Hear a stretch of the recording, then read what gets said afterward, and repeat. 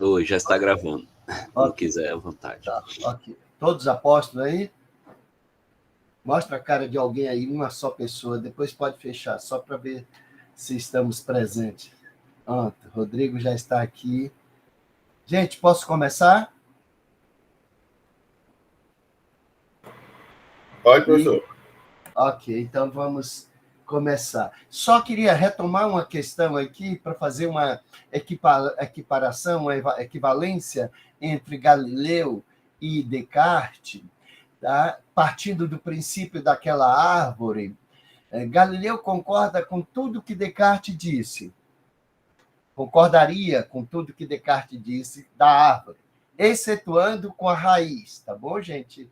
Então, o tronco de Galileu é comum com Descartes, os ramos da ciência de Galileu é comum com Descartes, só que em Galileu não há uma raiz metafísica. Deus não está presente na metafísica como raiz que dá sustentação à física de Galileu, tá bom? A física de Galileu é uma física sem metafísica. A física de Descartes é uma física com metafísica, tá bom? Mas, de qualquer jeito, tanto para Galileu quanto para Descartes, todo o nosso conhecimento tem como base de sustentação a física. E nós vimos ontem, nós vimos ontem que para Galileu o grande mundo, o grande livro do mundo está escrito em linguagem geométrica, né? Em linguagem de figuras, triângulo, retângulo, losango. Logo, é a ciência matemática que dá conta da ordem de todas as coisas. Tá bom? Então, aqui está em comum isso, para não achar que Galileu também está fazendo metafísica. Não. Galileu está fazendo ciência, o limite da física de Galileu é a própria física. O limite da física cartesiana é a metafísica. Então, em Descartes, a metafísica é a raiz da árvore. Em Galileu, essa árvore provavelmente não precisa de raiz, é autossuficiente, tá bom? Então, Galileu não sai da física para fundamentar a física. Descartes sai da física para fundamentar a física. E sai da física para fundamentar a física, porque a fundamentação da física em Descartes é metafísica.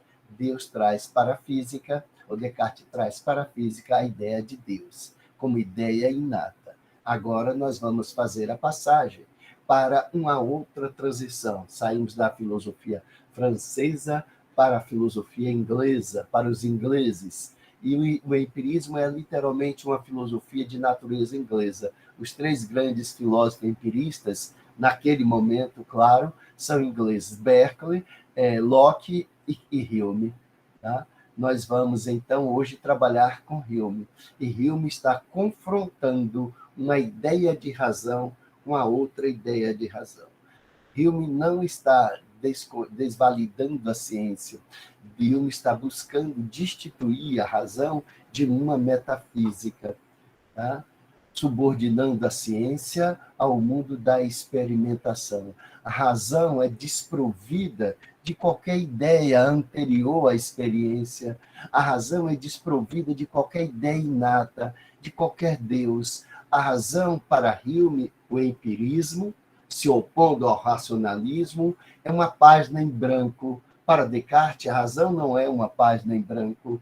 A razão é substancial, nós vimos, não foi, gente? E o eu da razão é que determina a ordem das coisas. Logo, a ordem das coisas, a ordem da experiência, está subordinada à ordem do pensamento.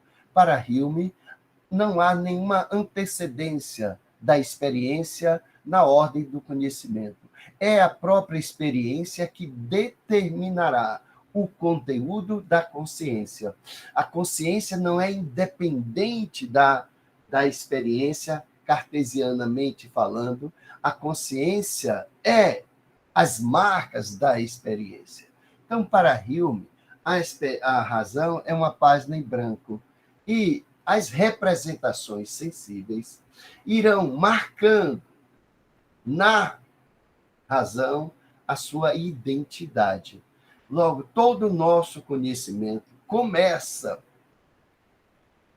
com com as representações sensíveis. Todo o nosso conhecimento começa com a experiência. Em Descartes, ao contrário, todo o nosso conhecimento começa com a razão.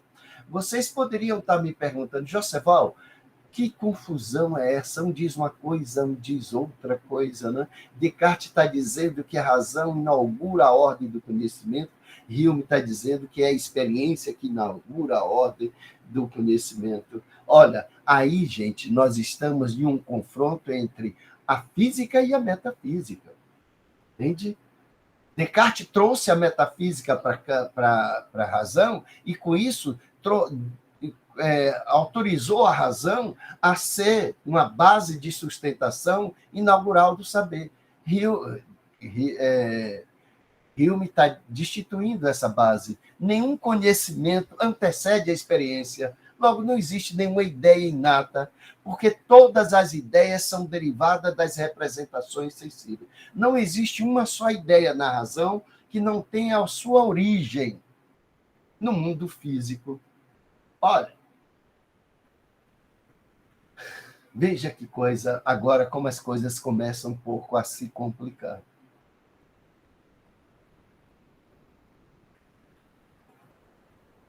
Se você quiser saber se uma ideia é válida ou não, se ela é real ou uma ficção, basta você perguntar qual é a representação sensível dessa ideia. Uma ideia desprovida de uma representação sensível é uma ficção, não tem valor, não funda nenhuma ciência, não garante nenhuma base de sustentação para o conhecimento. Só aí você já poderia fazer, dando um salto, perguntar, e a ideia de Deus? Basta você perguntar, busque no mundo sensível uma representação da ideia de Deus. Busque uma representação sensível para a ideia de Deus. Seria impossível. Logo, Deus não pode ser fundamento de nenhuma ordem do conhecimento, como é para Descartes. Nenhuma metafísica, nenhum juízo metafísico encontra correspondência como representação sensível. Não existe nenhuma representação sensível que dará conta de qualquer juízo metafísico. Olha, isso aí vai comprometer toda a metafísica em si. Toda a metafísica lembra-se dos gregos, a metafísica é o conhecimento para além da física, distinguido dos pré-socráticos, que era o conhecimento da física. Lembra de Descartes, subordinou a física à metafísica, agora Hume está destituindo a física de qualquer metafísica. Destituindo a física de qualquer metafísica. A razão é uma página em branco e as experiências vão construindo as suas impressões. As ideias simples, a razão é constituída de uma multiplicidade de ideias simples fornecida pelo sentido, pela experiência. E as ideias complexas? As ideias complexas são articulações que a razão produz, que a razão efetiva, a partir das ideias simples. Logo, o conteúdo das ideias simples possibilita a razão articular as ideias complexas. Se eu tiro as ideias simples, desaparecem as ideias complexas, porque o conteúdo das ideias complexas é a articulação das ideias simples, e as ideias simples são as ideias fornecidas pela experiência. Aqui nós estamos com um problema imenso, gente. Veja qual é o problema. Nós temos duas formas de pensamento, duas lógicas da razão: a dedução e a indução. Pensamos as duas formas, ou dedutivamente ou indutivamente. Dedutivamente, nós saímos do universal para o particular. Indutivamente, do particular para o universal. A lógica aristotélica é uma lógica dedutiva. Do universal, nós encontramos as verdades no particular. Não vou entrar nisso aqui, porque não seria bom para vocês. Entretanto, na indução do particular, eu não tenho garantia de nenhuma verdade universal. Mas a ciência trabalha com a indução. A ciência não parte, Deus é bom, logo tudo que Deus faz é bom. A ciência não parte, todo homem é mortal, logo Sócrates é homem, necessariamente Sócrates é mortal. Seria uma contradição lógica dizer que todo homem é mortal, Sócrates é homem e Sócrates não é mortal. Veja, então, que uma proposição mediata ou intermediária, uma segunda proposição, está subordinada à primeira. Se a verdade se o todo é verdadeiro, a parte necessariamente tem que ser verdadeira. Seria uma contradição lógica dizer todos os homens são honestos, Paulo é homem e Paulo não é honesto. Entretanto, isso é um raciocínio dedutivo. Se o todo é, a parte necessariamente é, não há possibilidade de não ser. Está garantido a verdade do particular pela verdade do universal. Se o todo é, o particular é. Se o justo, se todo homem é bom, bonito, não pode existir um só homem bonito. A diferença aqui é que na indução, se eu digo, conheço Paulo, conheço Antônio, conheço Francisco, 3 homens, eles são homens honestos, eu não posso inferir desta proposição para a proposição todos os homens são honestos. Lembra lá de Sócrates, do particular não posso ir ao universal? Lembra? Eu preciso da ideia do conceito do universal, mas a ideia de homem, gente, não existe. A ideia de homem não é uma abstração. Hume está dizendo, a ideia de homem é resultado de todos os homens que eu conheço empiricamente. Se eu vou tirar todos os homens que eu conheço empiricamente, quando eu tiro o último homem, a ideia vai desaparecer, porque lhe falta conteúdo material para essa ideia. O salto do conhecido para o desconhecido, o salto da indução do particular para o universal, é o que a ciência faz. A ciência faz infinitas experiências, busca um princípio regulador dessas experiências e, a partir das experiências feitas, universaliza. Tá? A água ferve a 100 graus centígrados. Em que circunstâncias e tal. Agora, depois de infinitas experiências provando que a água ferve, eu universalizo. Logo, eu digo, até hoje a água ferveu a 100 graus centígrados em tal e tal circunstância. Logo, ela ferverá amanhã. Dou um salto do presente para o futuro. Sou induzido, levado a conduzido a dar esse salto do presente para o futuro. Mas Hume está dizendo, esse salto não é garantido por uma representação sensível. É um salto de crença, é um salto de hábito, é um salto de expectativa. Mas a ciência quer validar o conhecimento verdadeiro, ela tem que provar o conhecimento verdadeiro, mas a ciência só pode provar o que ela experimenta, e o que ela experimenta é provável. O que ela não experimenta é uma progressão, é uma ampliação do que ela experimentou. Olha como é complicado as coisas agora. Nada, absolutamente nada, estabelece um vínculo necessário entre o presente e o futuro, entre os fenômenos. Os fenômenos ocorrem na presença do sujeito, mas não existe nenhuma relação causal necessária entre os fenômenos.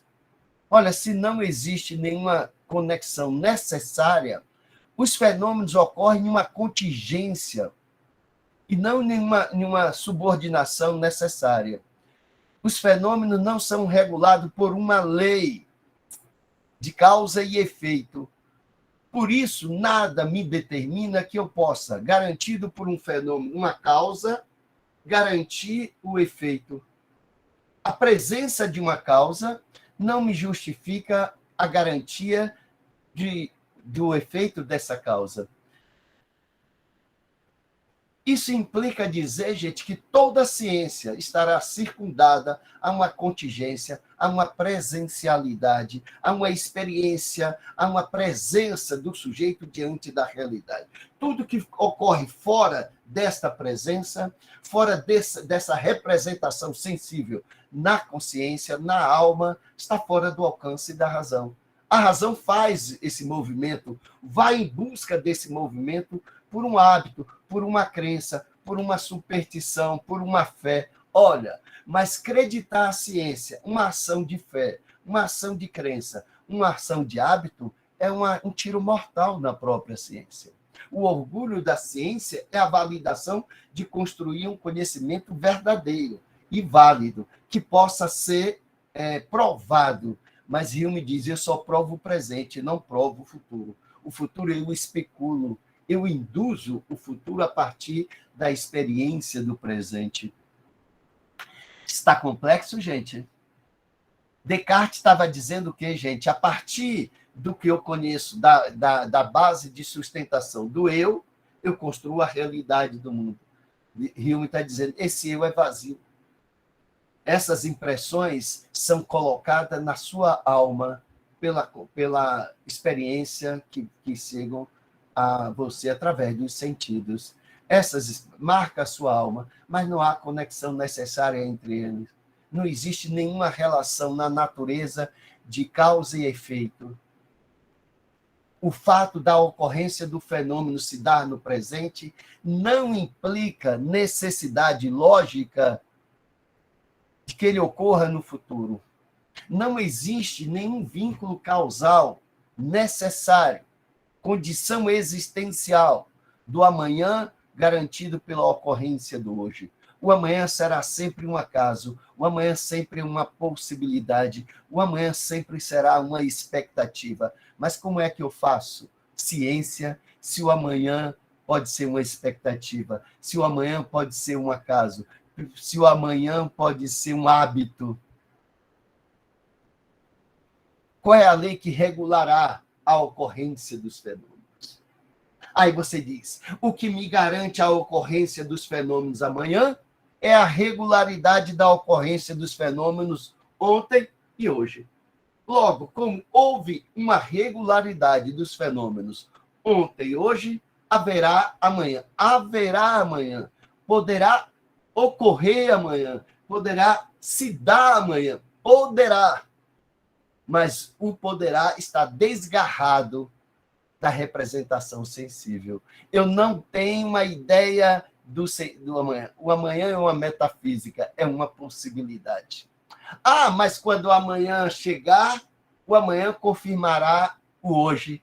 Olha, mas só quando o amanhã chegar. Até o amanhã chegar, eu não tenho garantia nenhuma do amanhã. No entanto, não tendo garantia do amanhã, eu garanto indutivamente que amanhã existirá. Vamos imaginar assim. A experiência do sol. Igor. Já passou dos 20 anos, não já, Igor? Então, Igor tem mais de 20 anos. 42, professor. Não exagera, tem cara de 20.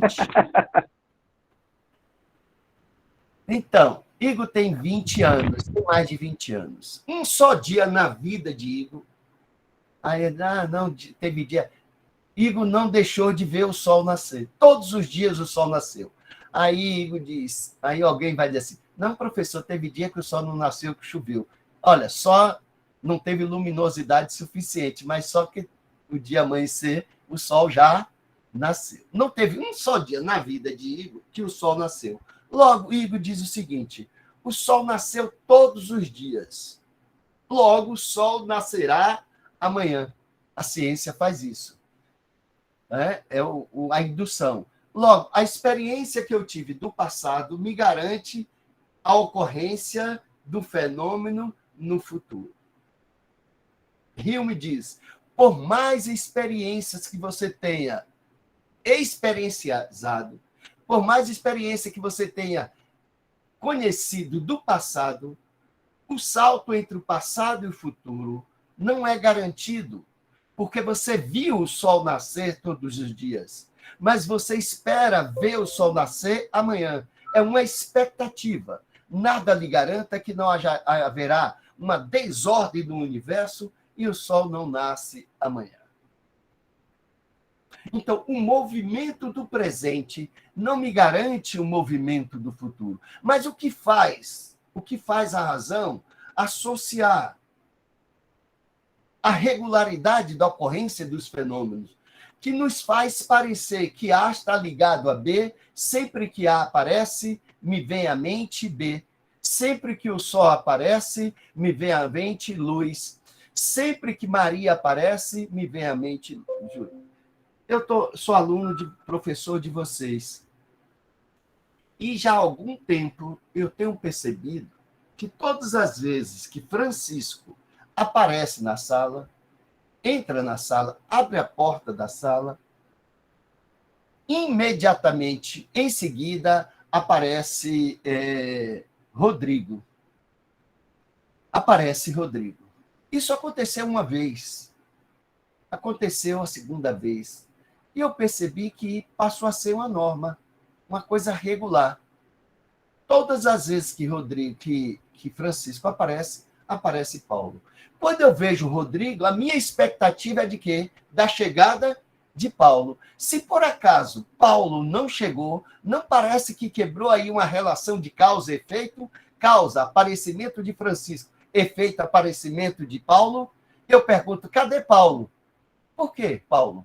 Não sei. Hoje ele não veio, ele não está comigo. Não existe um vínculo necessário, causal, entre a minha presença e a presença de Paulo. O hábito de você me ver sempre com Paulo fez com que você estabelecesse uma conexão necessária entre eu e Paulo, como se o aparecimento de um implicasse necessariamente no aparecimento do outro. Mas isso é contingencial. Logo, a razão vai trabalhar com a contingência e desaparece o princípio fundamental da ciência, que é o princípio da necessidade e da universalidade. Necessidade da relação dos fenômenos e universalidade da ocorrência do conhecimento. Todo o nosso conhecimento só pode ser verdadeiro se ele for necessário e universal. Olha, eu conheço o nascimento do sol, mas conheço no presente, não posso universalizar. Vejam vocês. Dá um outro exemplo aqui. Dá um outro exemplo. Se eu jogasse bilhar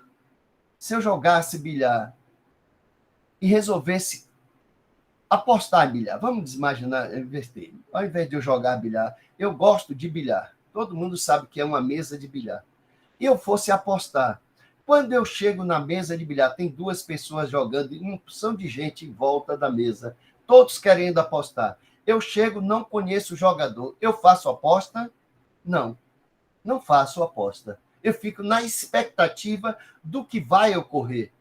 Eu preciso, então, da representação sensível do fenômeno. Eu preciso que as jogadas marquem a minha alma, se imprima na minha alma, para que eu possa fazer a seleção, fazer a conexão dessas impressões. As impressões são a multiplicidade de jogadas que serão feitas. Se a multiplicidade de jogadas que serão feitas serão positivas, me leva a acreditar num bom jogador. Se são negativas, me leva a acreditar no péssimo jogador. Logo, quando eu escolho para apostar, eu vou escolher aquele jogador que acertou mais.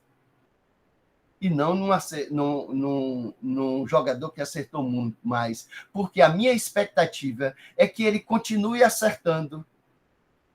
Tá? Então, o excesso de acertos dele, a quantidade de acertos dele, cria em mim a expectativa de que ele continuará nessa regularidade, matando as bolas. Logo, eu posso universalizar um ato particular. Porque, por mais jogadas que eu tenha assistido do jogador A, são particulares. Mesmo que eu tenha assistido toda a minha vida, todos os dias, jogada do jogador A, são particulares. Não é universal. Universal é eu dizer todas as jogadas eu teria que conhecer até o infinito. As mulheres têm esse hábito, né, gente? Namora com um homem, 2 homens, 3 homens e diz, nenhum homem presta, não é? Esses dias eu passava na rua, tinha 2 adolescentes andando na minha frente e uma falava para a outra, nenhum homem presta. Era um adolescente, tinham 15 anos, namoraram pouquíssimos, mas do particular ela universaliza. Todos nós sabemos. Essa transgressão não está garantido por nenhuma lógica, é um salto puramente de expectativa, de crença, de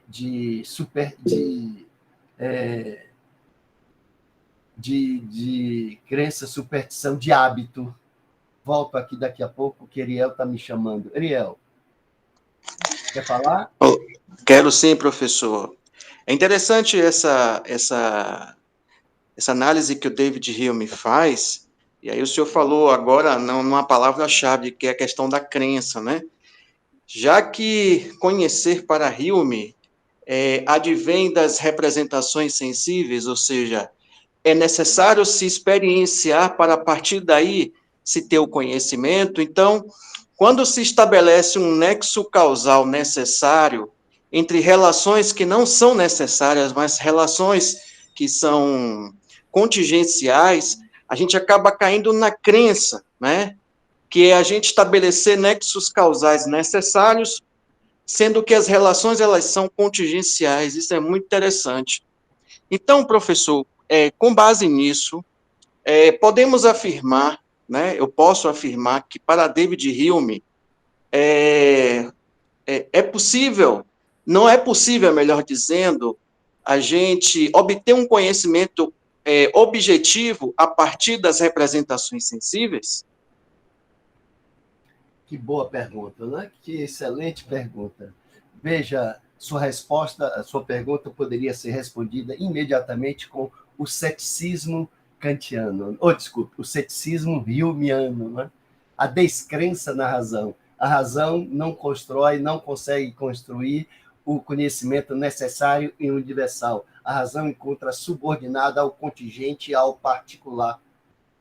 Ela dá esse salto, e a ciência dá esse salto, porque a ciência operacionaliza com a indução, entende, Ariel? Mas Hume está dizendo, esse salto do presente para o futuro só é garantido quando o futuro se torna presente. Antes disso, é uma expectativa. Se você disser, eu conheço todos os cisnes que eu conheço são brancos.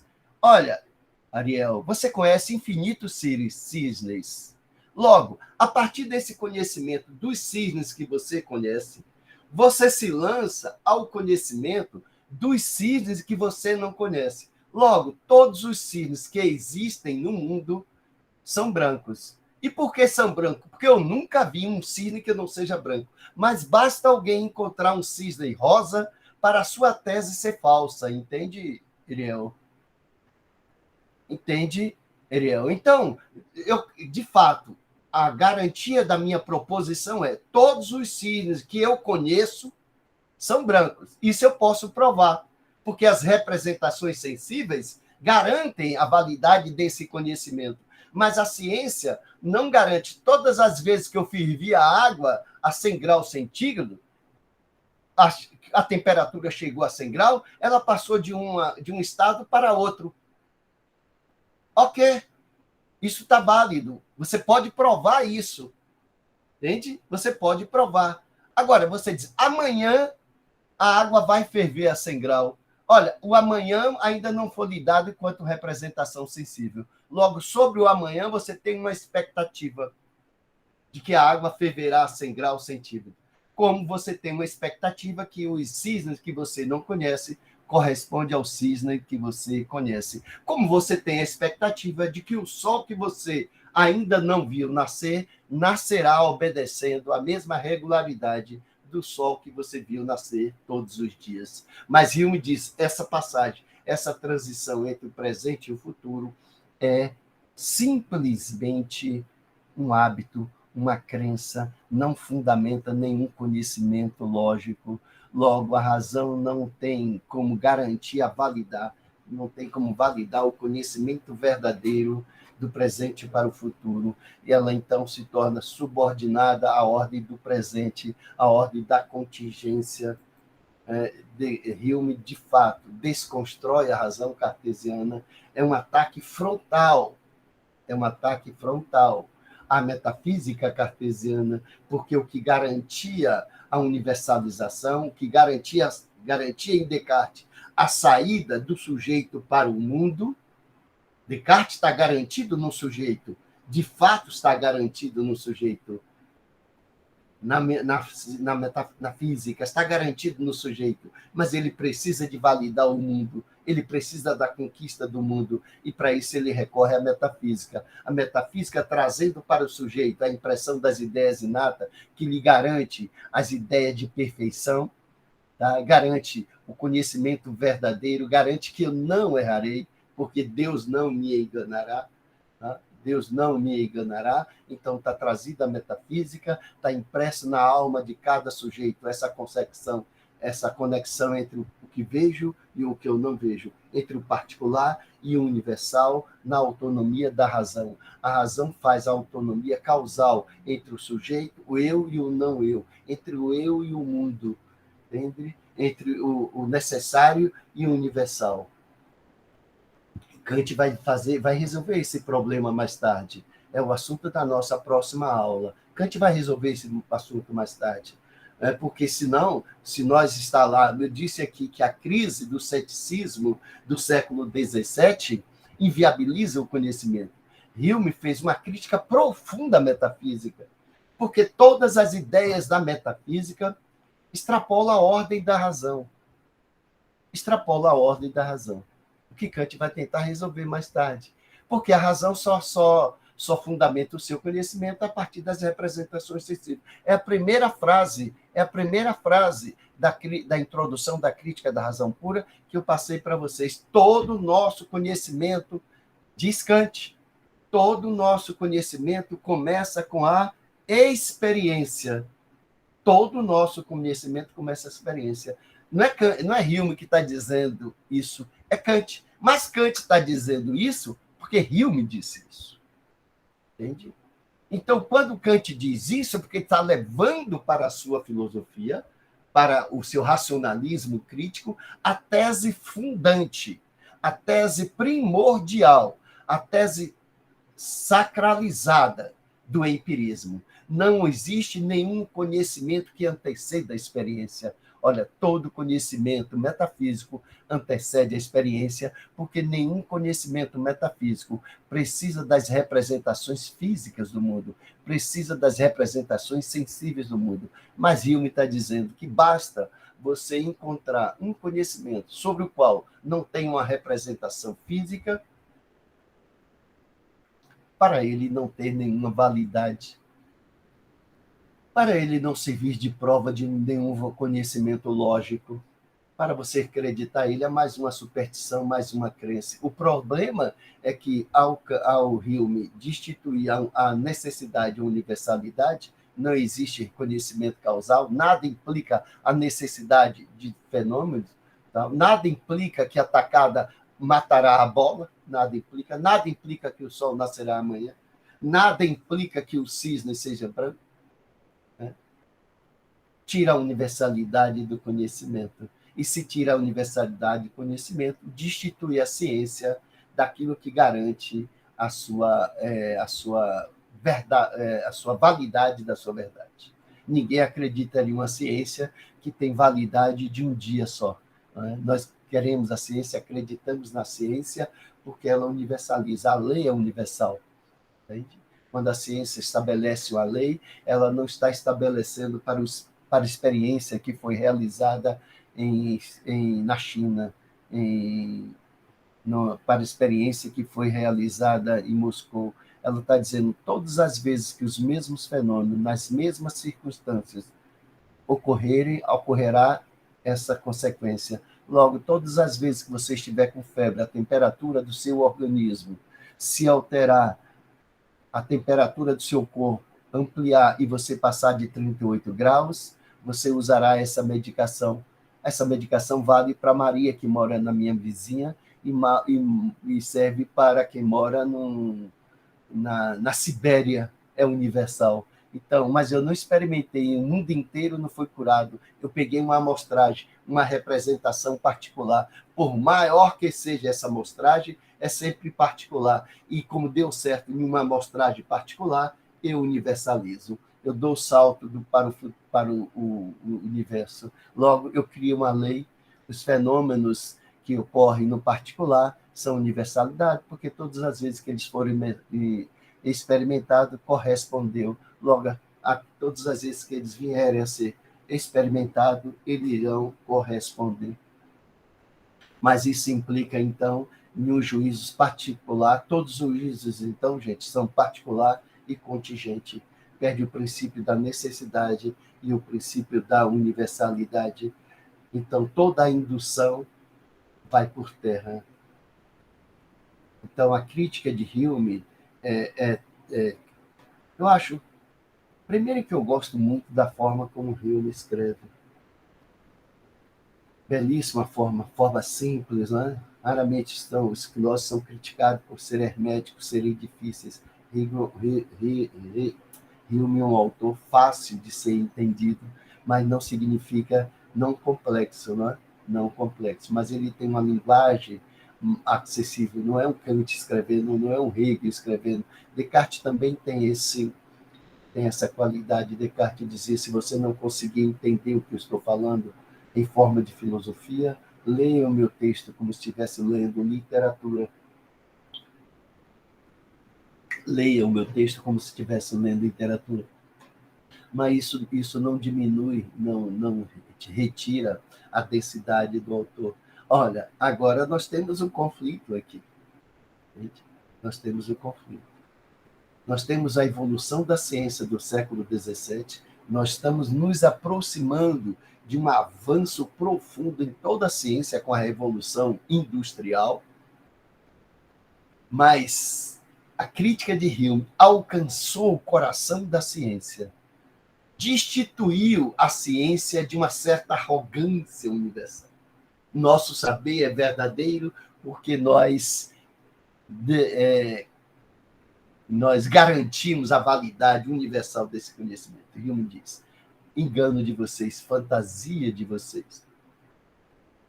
Mas Hume diz o seguinte: você poderia perguntar, professor, e as ideias complexas? Quando eu vejo um cavalo alado, eu vejo um cavalo. É uma ideia complexa. O que é uma ideia complexa? É uma ideia que é resultado de muitas ideias. Uma mesa é uma ideia complexa, porque é madeira, é ferro, é vidro, um conjunto de ideias que se unem em uma ideia comum. Um cavalo alado, asa pertence a cavalo? Não. Cavalo pertence à asa? Não. Olha, Hume disse: se você nunca tivesse visto um cavalo, se você nunca tivesse visto uma asa, se você nunca tivesse visto um pássaro voando, se você nunca tivesse visto um cavalo, você não poderia juntar cavalo e asas.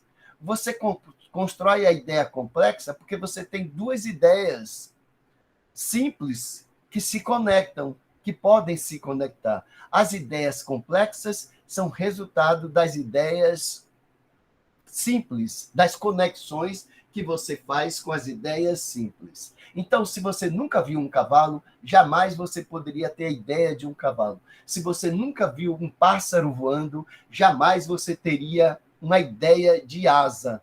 Mas um dia você viu o pássaro voando, um dia você viu o cavalo, você pegou duas ideias simples e juntou uma ideia complexa. Um dia você viu madeira, um dia você viu vidro, e você juntou essas ideias complexas. Se você tira as ideias simples, as ideias complexas desaparecem. Olha, se você tira todas as ideias simples, não sobrará uma ideia complexa na alma. A alma torna-se uma página em branco. Vamos imaginar que a alma esteja impressa de ideias simples e você vai retirando as ideias simples. Ao final, ao fim e ao cabo, nenhuma ideia complexa pode ser criada, porque não há material, não há sensibilidade, não há matéria para a ação, porque não há nenhum entendimento aqui, gente, que anteceda e possibilite. Isso a gente vai ver mais tarde. Ao desaparecer ao você roubar da consciência todas as ideias simples, o que sobra é uma página em branco originária do primeiro ponto de partida,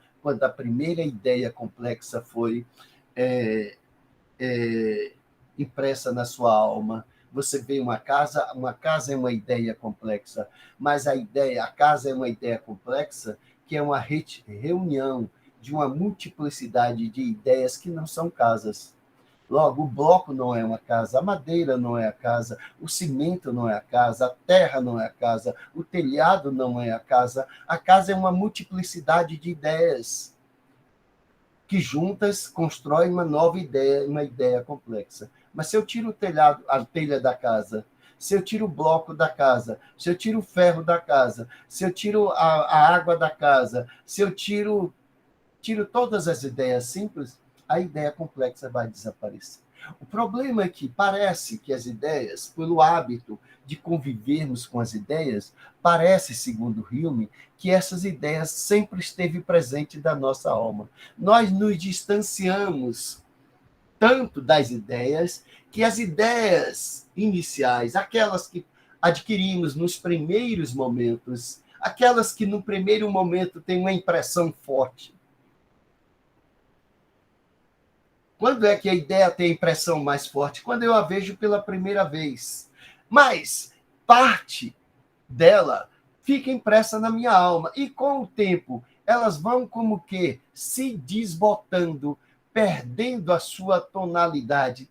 Parece que quase se desgarrando da realidade, perdendo o vínculo com a própria realidade. E como se elas fossem não mais da realidade, mas da minha própria consciência. Então, eu tomo as ideias simples como se elas fossem da própria consciência, porque desvinculei, me distanciei do seu ponto de partida. Elas se desbotaram, perderam a sua densidade da causa originária. Mas basta eu buscar a sua causa originária, eu encontrarei. Basta você analisar qualquer ideia complexa, não importa o tempo que as ideias simples estiveram presentes, foram presentificadas na sua alma, você vai localizar necessariamente, gente, a ideia simples, ou seja, uma representação sensível fora da consciência. Entende? A ideia de casa parece que está na sua alma, mas se eu digo, me descreva a ideia de casa. A casa é bloco, então, me descreva bloco. A bloco é isso, onde você viu bloco pela primeira vez. Aí você vai voltar, retroagir ao ponto de inicial. Aí, pela primeira vez, a ideia de bloco apareceu na sua mente. Aí disse, olha, guardei aqui no cofre a ideia de bloco. Aí juntei uma outra ideia. Mas se você nunca teve a ideia de bloco, se essa ideia de bloco nunca se fez presente na sua mente, essa ideia de bloco não pode se juntar com a ideia de pedra, não pode se juntar com a ideia de madeira para construir uma ideia complexa de casa. Então, a casa que você vê é uma ideia complexa de uma multiplicidade de ideias simples que você foi conquistando nas suas experiências presentes. Uma ideia vista é distinta de uma ideia narrada. Tá? Uma ideia vista é uma ideia que se presentifica a você. Uma ideia que lhe é narrada é uma ideia sem conteúdo físico. Nesse sentido, Hume desautoriza, essa é a palavra mais clara, desautoriza a razão a dar o salto do particular para o universal. A dar o salto que Platão deu. Que o que foi que Platão disse? Todos os nossos conhecimentos são derivados de ideias puras, de ideias formais, ideias puras, que a alma conheceu no mundo das ideias, mas por uma condenação, por uma falta, por uma queda. Olha como o cristianismo gosta disso, gente. Foi expulso do paraíso, por uma falta, por uma queda, foi condenada a cair na realidade. E ao cair na realidade, assumiu um corpo. E ao assumir o corpo, perdeu a referência com essa ideia pura. Mas essa ideia pura não foi desmembrada, não foi cortada, não foi eliminada da alma. Ela se encontra na alma do homem. Só que o corpo fez com que você se esquecesse. É preciso relembrar, rememorar, trazer a memória do mundo em que a alma viveu. Logo, para Platão, o mundo que vivemos é só uma aparência. Entende? Por isso você pode dar o salto do particular para o universal, porque a verdade se encontra lá no universal. Agora, aqui não existe a ideia do universal, porque esse salto não está acompanhado da representação de mundo. Para Platão, o mundo sensível é só uma cópia. É uma ideia fraca da verdadeira ideia que nos é dada no mundo das ideias. É uma sombra, é uma aparência, nos engana. É preciso você ver com os olhos fechados.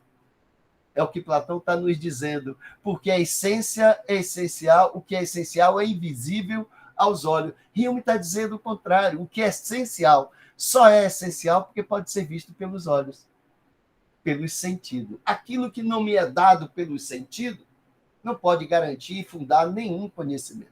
Tudo que chega ao espírito me é dado pelo sentido, pela experiência factual dos fatos, pela experiência sensível. O salto é aí. Agora, veja, é aquilo que eu falei. Se você perguntar se é a ideia de Deus, Deus existe, e eu me diz, bem, vamos ver se Deus existe? Me dê uma ideia sensível da ideia de Deus. Onde é que você vai encontrar? Se todo o nosso conhecimento começa com a experiência, o conhecimento de Deus tem que ser começado por uma representação sensível, pela uma impressão sensível. Olha, isso não vou encontrar. Toda metafísica perde aí. Toda metafísica é atingida mortalmente. O empirismo humeano, a crítica que Hume faz à razão, alcança o coração da metafísica. Porque, apesar da ciência ser experimental, ela ainda é metafísica, porque ela universaliza. E Kant vai mostrar isso mais tarde, né? O conhecimento, para ser verdadeiro, tem que ser necessário e universal. Caso contrário, ele não tenha validade. Uma proposição que não me dê o princípio da necessidade, o princípio da universalidade, não pode fundar a ciência. A ciência se funda na necessidade, na necessidade, na universalidade. Hume está dizendo nenhum conhecimento, excetuando o conhecimento metafísico, mas isso já está morto, não pode ser considerado conhecimento, não se faz ciência nesse campo, nenhum conhecimento que a ciência possa validar, nenhum conhecimento que a ciência possa validar é garantido pelo princípio da necessidade e pelo princípio da universalidade. Como assim? E como é que a ciência universaliza, estabelece a necessidade e a universalidade das suas proposições? Por que ela faz isso? Por um hábito, por uma crença. Olha que ia falar um palavrão aqui, não vou falar, está sendo gravado. Olha que tiro, olha que ataque violento Hume acaba de fazer. E agora, qual é a saída? Se eu não posso lidar com a necessidade, nem posso lidar com a universidade, eu só posso lidar com a contingência. A liberdade do espírito está determinada pelas representações sensíveis. O voo está impedido. A transcendência está impedido. Estou subordinado à imanência, o fato, a realidade, a presentificação fenomínica. Fora disso, eu estou fazendo religião, posso estar fazendo qualquer coisa. Posso entrar pelo universo dos milagres, aquilo que eu não sei explicar, então invento qualquer coisa para justificar. Mas os fenômenos só podem ter sentido quando ocorridos e não quando ocorrerá. Quando ocorridos e não quando ocorrerá. Por mais sucesso que aquele jogador teve, você assistiu ele jogando 50 partidas, ele não deixou o adversário jogar uma só mão. Todas as vezes que ele deu aquela atacada, a primeira atacada, todas as bolas morreram, foram encaçapadas, todas. Aí ele fez isso na primeira vez. Você diz, aí é aquela famosa sorte, né? Deu sorte, para não dizer outra expressão. Aí foi para a terceira vez, mas de repente você via ele fazer 10 vezes sequenciado. Poxa, ninguém tem tanta sorte assim. 10 vezes ele deu uma atacada e as 10 bolas foram encaçapadas de uma vez só. Vai aumentando em você uma crença, vai aumentando uma força, uma fé, que aquilo não é por acaso. Existe um nexo causal entre a batida dele e aquela morte das mortes. Você vai querendo universalizar, ele vai acertar a próxima, ele vai acertar a próxima, porque aí cada vez mais vai aumentando a sua convicção que você passa a acreditar piamente, profundamente, que a 51ª tacada dele corresponderá às 50 tacadas anteriores. E você joga tudo nessa tacada dele. Você aposta tudo. Você não aposta porque todos que estão assistindo o jogo têm a mesma opinião sua. Então ninguém é doido de apostar. Então você termina ficando na expectativa. Mas, diz Hilmer, ele acertou 50, mas nada lhe garante que ele acertará a 51ª. O hábito fez com que você acreditasse que o fenômeno fosse se repetir. O mesmo fenômeno que aconteceu nas 50 ocorreria na 51, na 51ª. O que vale para uma mesa de bilhar, vale para o sol. Você tem 30 anos, Igor tem 20 anos que vê o sol nascer, logo ele aposta até a alma. Se eu perguntasse, Igor, vamos apostar aqui? Eu aposto o meu carro contra o seu, como o sol não nascerá amanhã. Aí Igor ficaria até com pena de mim, deve ser um doido, né? Deve ser um maluco. Apostado, professor. Apostado. Ninguém é bobo, né? Se fosse o inverso, ele imediatamente apostaria. Eu diria a Igor, por que você está apostando com tanta certeza? Porque até hoje o sol nasceu, professor. Eu nunca vi o sol não nascer. Logo, eu tenho certeza que ele nascerá amanhã. Mas como você tem certeza? Se você só pode ter certeza de um fenômeno realizado e não de um fenômeno a se realizar. Professor, a garantia do passado me garante o futuro. É isso que Igor está fazendo. Ele está apostando o carro pela regularidade do passado, lhe garante a regularidade do fenômeno. Como todas as vezes que o dia amanheceu, o sol nasceu, causa e efeito, ele pode universalizar todos os dias. Às 5h30 da manhã, o dia começa a clarear, o sol está nascendo, é a causa e efeito. O nascimento de luz, o dia aparece. O desaparecimento da luz, a noite aparece. Logo, um é a causa e o outro é efeito necessariamente. Então, eu universalizo. Mas é como eu disse aqui, Hume acaba de dar um tiro mortal na alma do racionalismo. Agora, nós temos um problema. A ciência vai dizer, apesar de Hume, a ciência vai dizer, apesar de Hume, apesar da crítica que Hume faz à indução, o resultado é positivo. Até agora, nós usamos a indução e tem dado resultado. Um autor, mais tarde, que vai tentar encontrar uma saída, ao invés de buscar resultados que confirmem isso, né? Porque todos os cisnes que eu conheço são brancos, eu saio por aí catando cisne, buscando fenômenos que confirmem o que eu conheço. É o que a ciência faz, né? O Karl Popper vai buscar uma outra proposição, uma outra lógica, que é a lógica da refutabilidade. Ao invés de eu buscar confirmações, eu busco negação. Ao invés de eu buscar fenômeno que confirme o fenômeno que ocorreu, eu busco um fenômeno que negue o fenômeno que ocorreu. Se eu procurar um só cisne, porque por mais que eu busque fenômeno de cisne branco, eu nunca vou alcançar a universalidade, mas basta me encontrar um cisne preto para negar a tese da universalidade dos cisnes brancos. Então, inverte o vetor, ao invés de buscar confirmações para garantir que os cisnes que existem são brancos, eu busco a negação, eu busco não o cisne branco, eu busco um cisne preto, roxo ou preto. Se eu encontrar um só, a tese de todos os cisnes brancos são falsas. Eu vou buscar uma situação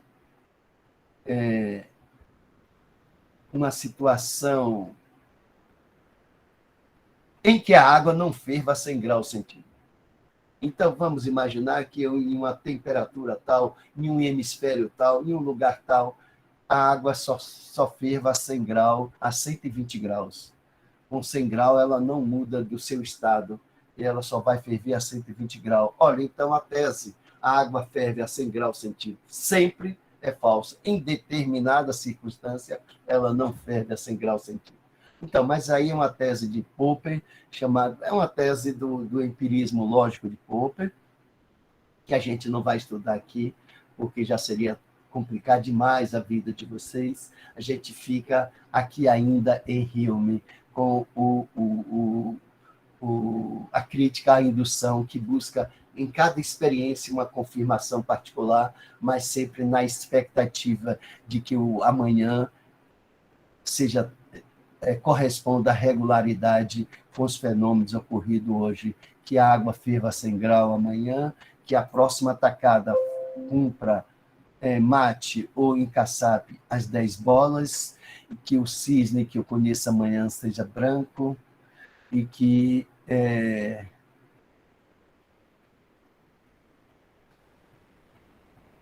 bem, outros fenômenos que ocorrem por aí, não é? Alguém quer fazer alguma pergunta, gente? Ficou muito complicado isso aí?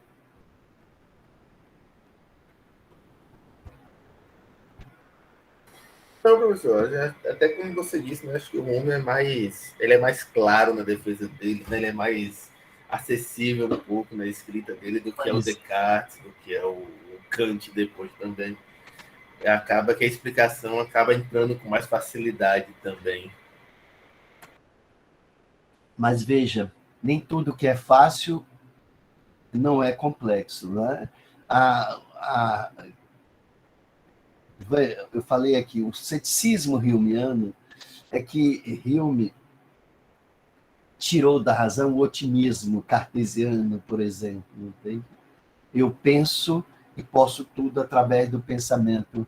Hume diz, você pensa, pode tudo, mas não pode sair do pensamento enquanto experiência particular. E nós vimos que Descartes, a primeira coisa que Descartes faz é duvidar das experiências sensíveis. Se lembram vocês? Que eu coloquei aqui, o mundo sensível nos engana, logo não posso tomá-lo como referência. Fiz aquela experiência de estou aqui na mesa e a realidade me parece tão verdadeira quanto aparece no meu sonho. Se lembra? Logo, não devo acreditar em quem já me enganou pelo menos uma vez. Então, eu renuncio ao mundo sensível como elemento, como base de sustentação do meu conhecimento verdadeiro. Com isso, ele está destituindo o realismo aristotélico, que todo conhecimento começa com a realidade. Aquilo que Descartes destituiu, Hume vai dizer, é a única base de sustentação do conhecimento. Todo conhecimento que antecede a essa experiência sensível não tem garantia de validade, porque não pode ser comprovada empiricamente, não pode ser... E aí, o que ele está dizendo? Ele torna a razão prisioneira do particular. Ele diz, uma razão que se libertou do particular pode fazer qualquer coisa, está autorizada a fazer qualquer coisa. Entende? Mas não é ciência isso. Pode criar deuses, pode criar fantasma, pode criar milagre, porque ela não está comprometida com a representação sensível. É preciso trazer essa razão para a representação sensível, subordiná-la à representação sensível, porque ela em si é vazia, é branca, é uma página em branco, uma tábua rasa. Aí ele está fazendo Descartes, a razão cartesiana, voltar ao mundo que tinha sido abandonado. O problema é que a razão aí, sem a metafísica, sem a indução, parte só para as representações físicas imediatas, sem as quais eu não posso criar, fundar nenhum conhecimento verdadeiro. Tá? No mundo da fantasia, no mundo da fantasia, no mundo imaginário, no mundo que transgride a ordem do sensível, eu posso fazer qualquer coisa, mas isso não tem validade como ciência. Isso não pode não passar de um delírio pessoal que a religião se apropria e outros delírios são se apropriados, não é? Hume é um iluminista, ele traz para o limite da razão a possibilidade da construção de um conhecimento verdadeiro. Então, Hume desconstrói a razão, isso é de fato. O racionalismo cartesiano desconstrói a razão, mas Hume, levado ao pé da letra, desconstrói a possibilidade da própria ciência. Sem uma crença, sem uma fé, sem uma superstição, não se faz ciência. Olha que, agora, olha falando que expressão eu estou falando aqui.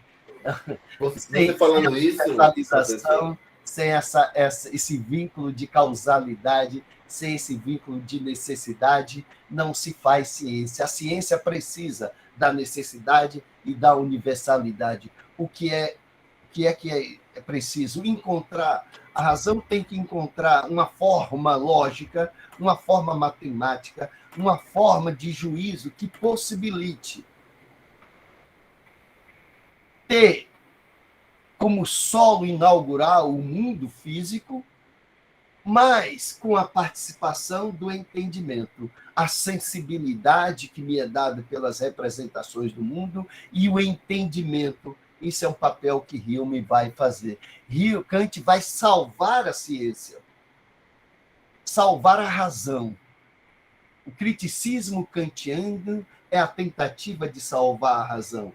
De certa forma, Kant vai trazer as conquistas do racionalismo cartesiano, as conquistas do empirismo humeano, sem ser empirista e sem ser um racionalista puro.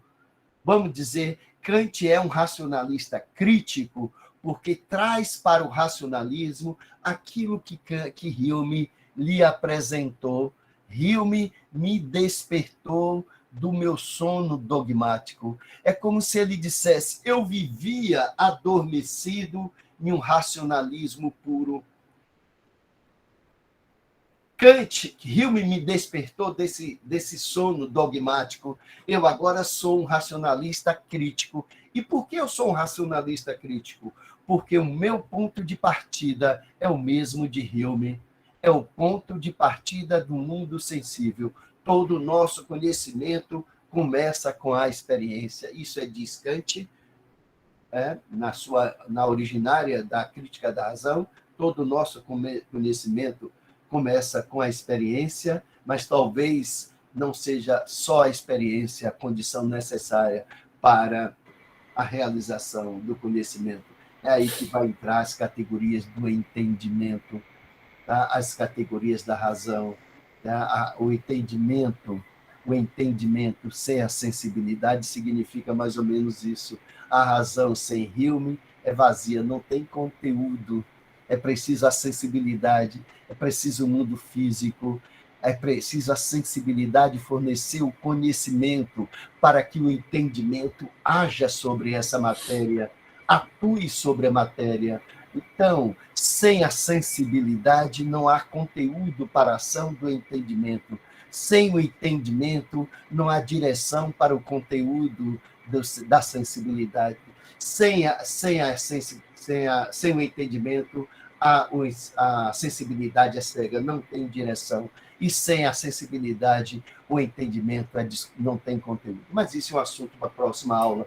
De certa forma, o conhecimento, o racionalismo crítico de Kant é a restauração do princípio de necessidade e universalidade tão fundamental para a ciência. Mas o fato de Kant ter condicionado a razão aos princípios humeanos, todo o nosso conhecimento começa com a experiência, implicou que ele tivesse que tirar da ciência tudo aquilo que não tem origem na experiência sensível, e para o campo da moral. A metafísica kantiana vai para o campo da moral, não está no campo da razão pura. O limite da razão é a experiência. Tudo que está fora da experiência é necessário ao homem, mas não se faz ciência. Os seus fundamentos não têm a garantia da necessidade e da universalidade. Mas isso é um assunto para a nossa próxima aula, tá certo, gente? Aí, 11h20, vou abrir aqui para que vocês façam. Eu sei que hoje cansei, sabia? Professor cansa, gente? cansa. Eu sei bem disso, cansa sim. 4 horas de aula assim, Valério tá louco. É fácil. Professor José-Val, agora, quando você foi falando, me veio uma provocação curiosa, né? 2 coisas, né? Quem é que tá falando aqui? Deixa É o eu... Rodrigo, sou eu, tá aqui. Aqui, Rodrigo. E aí, me veio 2 coisas. Rodrigo, qual é a sua formação, Rodrigo? Eu sou psicólogo. Ok. Gente, a psicologia, a filosofia está conquistando as almas, né? Não, mas eu sou filósofo de coração, então já li há algum tempo. Olha, para Descartes você tem que ser filósofo de razão, filósofo de coração não dá certo. Isso é verdade. Né? Mas aí, o que tá vendo assim, né? Foi interessante que quando o Kant ele faz esse caminho, né? Ele abre uma filosofia, um espaço novo de filosofia, né? Abrindo espaço para o idealismo, que viria a ser um idealismo alemão e tudo mais, que é uma novidade completa na filosofia, pelo menos na filosofia ocidental. Mas eu acho curioso como, mesmo tendo essa questão do Kant e de tantos outros pensadores, filósofos e até epistemólogos posteriores, a ciência ainda precisa muitas vezes voltar a olhar um pouquinho essa crítica do Hume, porque ela volta a cair constantemente, né? Eu me lembro aqui do texto de Thomas Nagel, eu acho que não sei pronunciar muito bem o nome dele agora, um americano, que é exatamente um texto, assim, como é ser um morcego, que ele fala, que é exatamente um texto que ele apresenta falando sobre, assim, como naquela explosão do conhecimento, dos estudos do cérebro, dos estudos da neurologia, né? Ele abre todo um campo novo sobre como é ser humano, o que é ser humano, o que é ser nós, mas ele continua não sendo uma explicação de quem é nós, né? Você pode estudar todo o cérebro, ainda não vai ter uma explicação do que é viver uma vida, não, do que é ser uma pessoa. E a gente constantemente na ciência tem que refazer essa crítica, principalmente dos novos conhecimentos, para não cair novamente nesse universalismo racionalista que muitas vezes provoca exatamente esse problema que o Hume está apontando, né? É interessante como, voltando àquilo que você falou ontem, né? A gente tem que voltar sempre a esses autores de alguma maneira, eles sempre falam. E o Hume não sei que esse ceticismo humeano do racionalismo, acho que principalmente aqui no nosso meio ocidental, nosso meio racionalismo científico moderno, é algo que não pode ser constantemente esquecido. Tem que ser sempre um pouco olhada lá e lembrada de, olha, você está chegando aqui, mas você toma cuidado, porque você precisa de uma base, sua base tem que ser muito mais realística, não, desculpa, né? Mas sua base sempre tem uma fragilidade inescapável, né? Eu achei interessante, foi uma provocação que me apareceu agora, quando você foi falar. Olha, assim. Rodrigo, por experiência própria, eu lhe digo uma coisa, a melhor coisa de você desenvolver uma boa reflexão é procurar quem discorda do que você pensa. E procurar saber por que ele discorda do que você pensa. Logo, o bom cartesiano deve ler bastante Hume. Porque lendo Hume, você aprende mais sobre Descartes. Para você compreender Kant, você tem que ler Hume e Kant. Para você compreender Kant, você tem que ler Hegel. Entende? Nunca procure quem confirme as suas verdades. Procure quem negue as suas verdades. Quem sabe? Vai lá saber que ele não tenha mais razão do que você. Quando você só busca o que confirma o que você já sabe, não há ampliação do conhecimento. Entende? Então, a primeira coisa que você deve fazer ao adotar um autor é não se tornar prisioneiro dele, é aprender a se libertar dele, é levá-lo para a Igreja Universal do Reino do Deus para fazer uma sessão de descarrego, entende? Para se livrar dele. Caso contrário, você se torna prisioneiro. Os filósofos são seres, entes muito perigosos, entende? Escravizam com muita facilidade. Eu sempre recomendo aos meus alunos a ler Nietzsche na maturidade. Ler Nietzsche na maturidade, porque Nietzsche é um autor apaixonante, porque ele é um autor de desconstrução, entende? Ele corresponde à ideia do adolescente que está destruindo o mundo, desconstruindo o mundo, e facilmente você se torna um nietzschiano. Então, Nietzsche é o filósofo para a sua maturidade, quando você é capaz de pensar o que Nietzsche está pensando, porque você se torna nietzschiano sem conhecer Nietzsche. E acha que Nietzsche é só um filósofo da desarmação. Não, ao contrário, ao contrário. Nietzsche é um autor de uma filosofia rígida, rigorosa, e que requer um cuidado da sua reflexão. Entretanto, é bom você tê-lo por perto, mesmo sem ser um nietzschiano.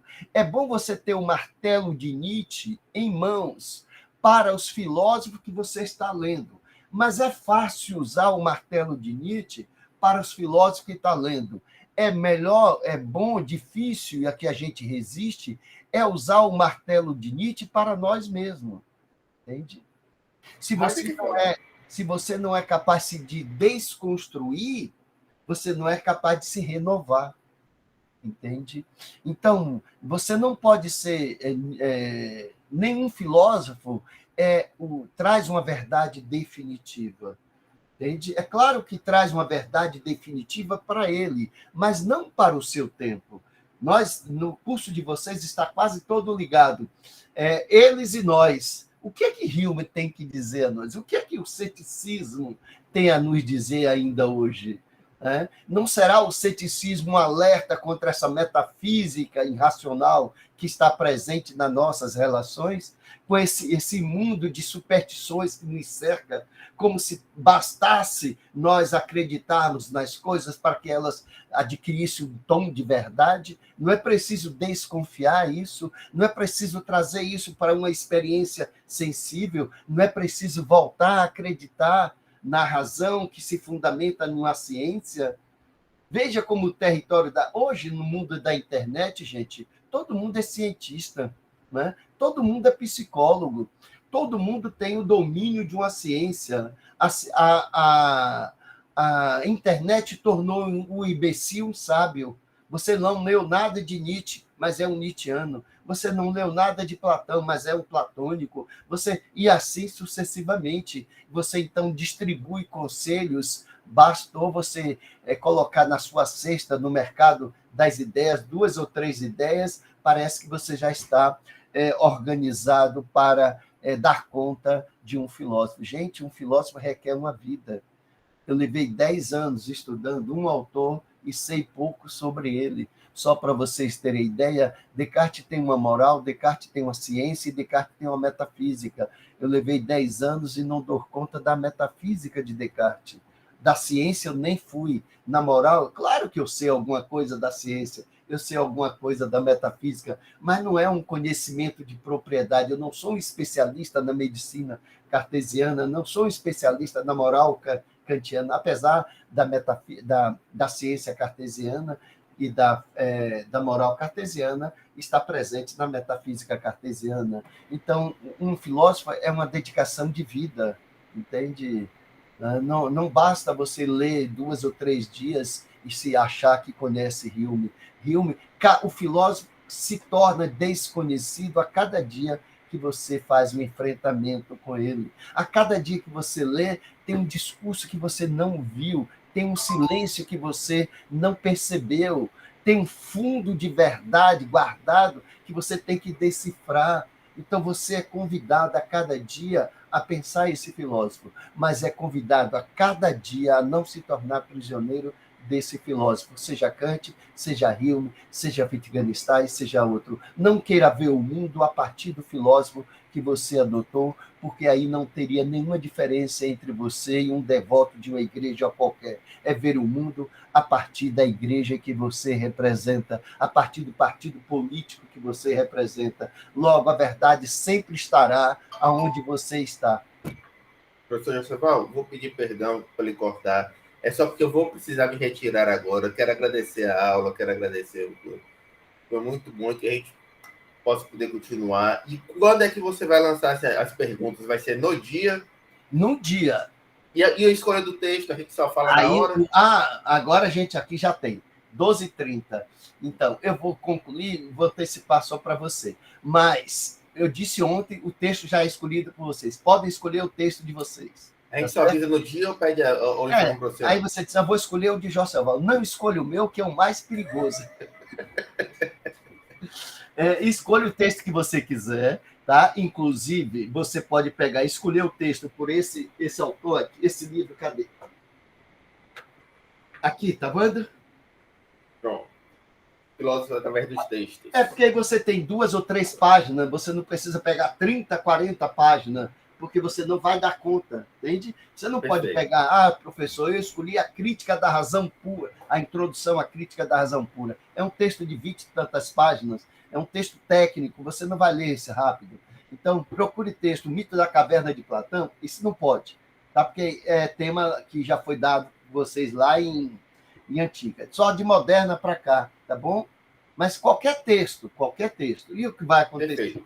Na nossa próxima aula, no sábado, na hora do intervalo, quando eu voltar, já não é mais o tema da aula, já não é mais o assunto da aula. Aí eu vou dizer, Rodrigo, qual foi o texto que você escolheu? Professor, eu escolhi esse texto aqui, esse capítulo de Hume aqui, ou esse fragmento do pensamento de Hume. Me mostra aí, Rodrigo.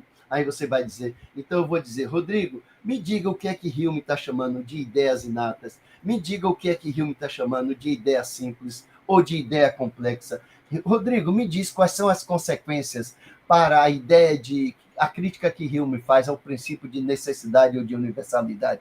É claro que eu não vou lhe perguntar tudo isso, só estou dando exemplo que eu posso lhe perguntar, mas só lhe perguntarei o que tiver dentro do texto que você leu. Entende? Perfeito. E você não vai, eu não vou exigir que você acerte tudo. Entende? Não me interessa se você dominou o assunto, porque você não vai dominar Hume lendo uma página de Hume. O que eu quero saber é o seu movimento na ideia, tá? Perfeito. Então, você não precisa dizer o que eu vou concordar. É dizer, eu quero saber como você trafegou ali naquele texto, tá? Quais são as suas articulações com a ideia de filosofia. A avaliação de vocês aqui, gente, não é para aprovar nem reprovar, é só para ter uma ideia, para cumprir uma obrigação formal do curso, já que eu tenho que botar na caderneta de vocês uma determinada nota, tá? Mas nada que deixe vocês apreensivos, nada que irá colocar vocês em risco, tá bom? A vida já é perigosa demais para que aumente os riscos de vocês. Professor Joseval, agradeço mais uma vez, infelizmente tenho que me retirar agora, né? Mas nos encontraremos aqui dia 28. Dia 28, sexta-feira. Tá? Quer dizer, se o dia amanhecer na sexta-feira, né? A gente nunca sabe, né? A gente nunca sabe. Vamos torcer que, olha aí, a causa e efeito. Vamos torcer que a regularidade do universo possibilite que exista uma próxima sexta-feira. Professor? Um abraço, Rodrigo. Um abraço. Bom final de semana. Bom final de semana. Diga. Eu tenho uma dúvida. Pois não. Em relação à escolha dos textos, tem um arquivo que foi colocado, não sei se foi pelo senhor ou pelo professor Valério, que está lá no nosso Classroom, que tem apenas 4 textos, 2 de Descartes, um de Galileu e um de Hegel. Certo. Nossa escolha se baseará nesses 4 ou é livre? Não, é claro que você pode escolher um dos 4, entende? Mas a escolha de vocês baseará nesses textos que eu indiquei aí. Você pode olhar que depois da aula de hoje, que eu estou concluindo a aula de hoje, empirismo e ceticismo, Então, são 2 aulas. Você pode olhar na relação, no texto. Eu dei 3 textos a Valério. Um que é o plano de curso que vocês receberam, não foi? Isso. O outro é o plano de curso distribuído nas 4 aulas, e no final de cada aula eu coloco um conjunto de livros que vocês vão usar, não foi isso? Uhum.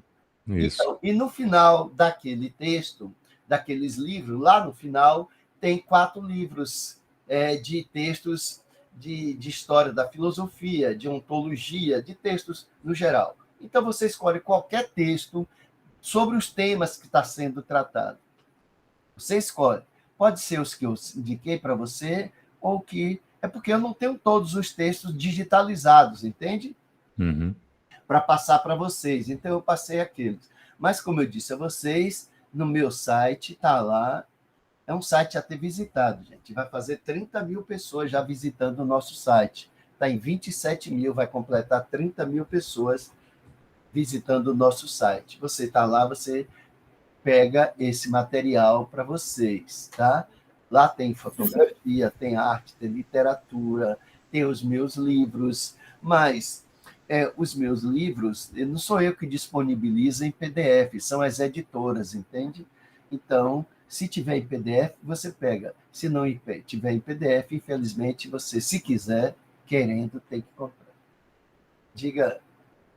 Professor, por exemplo, eu vi... Acordou, ainda está com a voz ruim, você. Eu vi nos textos que o senhor colocou o existencialismo e o humanismo de Sartre. Por exemplo, pode pegar esse? Pode pegar. Só que você tem que lembrar que esse é um texto de 40 páginas, viu? Ah, não, tudo bem. Mas pode pegar. Agora, pode pegar, mas esse é o último tema da aula, entende? Você leva vantagem porque eu vou terminar falando dele, dou 10 minutos para beber água e volto sobre ele. Aí você, além de estudar, você vai ter a explicação minha sobre o texto, né? Então, aí você já levou a vantagem tanto, porque a última aula é sobre esse texto. Então, se você não responder certo, aí eu mato você, claro, naturalmente. Porque eu vou estar dando a aula desse, mas você pode pegar o texto tranquilamente, tá bom? Ok, e não fique nervosos, não fique preocupados. Isso aqui, gente, é brincar conceitualmente, né? A gente não está aqui para exigir de você mais do que vocês possam oferecer. Não é uma maratona aqui. Pensar é brincar com os conceitos. O que eu quero é que vocês se apaixonem e façam a filosofia com rigor e com paixão, e não com medo, assustado, achando que o professor vai chegar aqui, vai para maltratar e cobrar você, e achar que ele é bom porque viu nascer nos seus olhos uma lágrima de dor e sofrimento. Eu prefiro ver um sorriso, mesmo que seja cheia de ferro, mas eu prefiro um sorriso. Mesmo que seja cheia de ferro, mas eu prefiro um sorriso de que umas lágrimas. A não ser quando são lágrimas de alegria, né? Porque aí é muito bom, né? Se for aluno, quando recebe um 10, chora de alegria, né? Então, aí é bom, né? Mas não ter a pretensão de ser carrasco de ninguém aqui, tá bom? Eu quero, ao contrário, eu quero que vocês me procurem depois do curso, me mantenham em contato com vocês para que eu possa ajudar quando vocês precisarem. Enfim, eu gostei do site do senhor, desde ontem que eu estou olhando ele todo. Tem alguns textos lá, você vai em textos, tem alguns textos. Pelo menos para mim, que estou começando na filosofia, está ótimo. Talvez você encontre esse texto, esse recomendo a vocês, que é inicial, O Perigo da Filosofia. Esse é o nosso livro, nem sei se ele está aqui, gente, nem sei onde é que está, acho que não está aqui, deve estar na outra biblioteca. Está na outra biblioteca, eu mostro depois. É um livro pequeno, onde eu fiz de propósito, com a intenção de ser introdutório, entende? Tanto que no final eu estou indicando 3 textos de filosofia, estou indicando um texto de um pensador que faz uma crítica sobre o poder, estou indicando o Mito da Caverna de Platão, que eu acho que é um texto de referência para todo mundo, não é? De certa forma, não se faz filosofia sem o mito da caverna, Não se faz filosofia, não se faz ciência sem o mito da caverna, não se faz filosofia sem o mito da caverna. Quem quer ser psicólogo tem que ler o mito da caverna. Platão é um autor que diz o seguinte: todo filósofo tem duas filosofias, a dele e a de Spinoza. Eu diria que todo filósofo tem três filosofias, a dele, a de Platão e a de Spinoza. Então, depois de Spinoza, ninguém pode fazer filosofia sem contemplar o que Spinoza disse. É claro que aí, gente, vocês levam num certo exagero, um exagero que é recurso didático, mas não se faz filosofia sem Platão. Não se faz filosofia sem Platão. É como você querer viver sem o ar para respirar. Platão é para a filosofia da mesma importância que você tem o ar que você respira. Entende? Platão é um pensador de diversas possibilidades, infinitas possibilidades. Cabe a você buscar. Platão te dará o que você busca. Platão está na base da nossa cultura ocidental. Nietzsche vai dizer, e vou dizer isso mais tarde, que a nossa cultura ocidental é um acordo do cristianismo, do judaísmo com o helenismo. É um acordo de Platão com Paulo.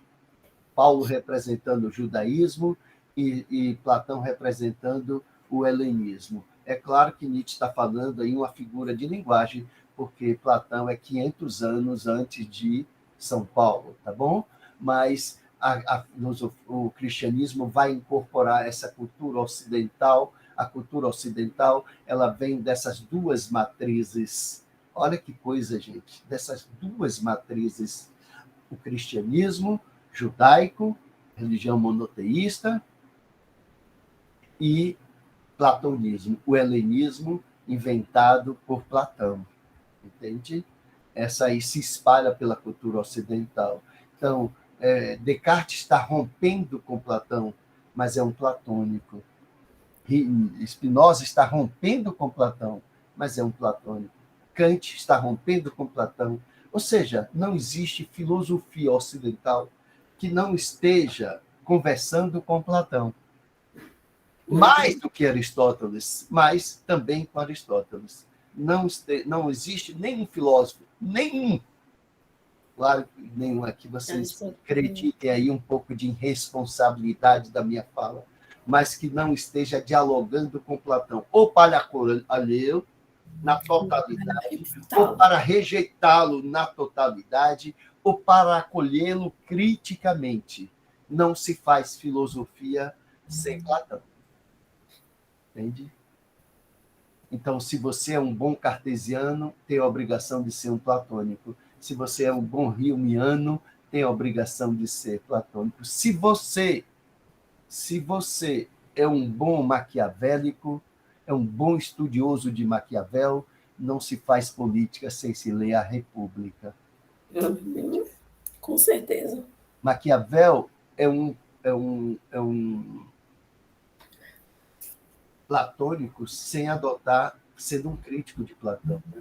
Até agora, os filósofos construíram república que ninguém viu na realidade.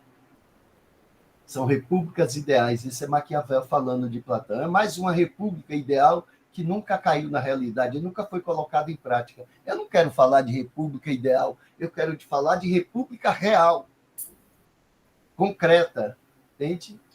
É essa república que eu estou falando. Mas o modelo é tirado, o modelo de pensar a cidade, de pensar o universal, de pensar o Estado. Platão está nos orientando, nos indicando, nos alimentando. Então, conhecer Platão nos possibilita conhecer melhor os outros filósofos depois de Platão. Bem, alguma pergunta mais, gente? Sobre o tema, sobre a aula de hoje, o que é que vocês acharam? O que é que vocês acham que eu devo alterar para a nossa próxima aula? Que eu devo mudar, que não ficou bom para vocês? Aonde eu pequei? Aonde está a minha falta que eu possa corrigir na próxima aula para vocês? Podem falar sem medo, tá bom, gente? Se você tirar 0 na avaliação, não culpe a minha, é Deus que está lhe avaliando, tá bom? Mas é brincadeira. Pode criticar à vontade, porque na nossa próxima aula nós vamos passar mais 8 horas juntos. Então, eu acrescento, mudo, altero. Eu sei que eu falo muito, né? Eu já digo qual é um defeito que eu tenho. Eu não socializei nenhum esquema para você, não foi, gente? Mas eu não sou de socializar esquema, eu não sei fazer esquema e jogar na transparência para vocês copiarem. Eu não sou de fazer isso, não é? Eu entendi isso desde ontem. Então, a gente vai anotando. Vocês perceberam que eu disse, olha, gente, vai uma transparência aí, você chega lá com aqueles esquemas. Eu não sou assim, eu sou um delirante. Entende? Eu tenho muita dificuldade. Eu posso, olha, só para vocês terem ideia, eu estou cheio de esquemas aqui. Esquemas que eu botei aqui no computador, mas eu não sou isso, não tem jeito. Né? Eu sou, de certa forma, um delirante. Então, eu não sei como é que um outro professor se dá um texto para vocês estudarem 10 minutos, 15 minutos, eu não sei. Eu sei que é mais cansativo para mim, isso eu sei, porque falar 4 horas, de 8 horas, nós estamos chegando a 12 horas. São 4 horas, com 10 minutos de intervalo, falando direto, é cansativo. É cansativo.